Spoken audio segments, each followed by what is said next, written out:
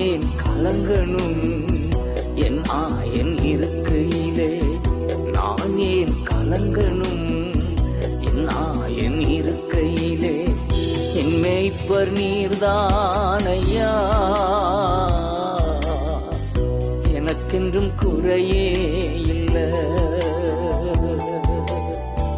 என் மேய்ப்பர் நீர்தானையா, எனக்கென்றும் குறையே இல்லை. கர்த்தருக்கு ஸ்தோத்திரம்.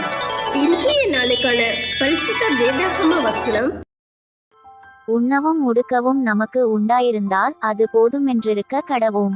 1 தீமோத்தேயு 6 அதிகாரம் 8 ஆத்துமா தேற்றுகிறீர், ஆவி பொழிகின்றீர், புது உயிர் தருகின்றீர்.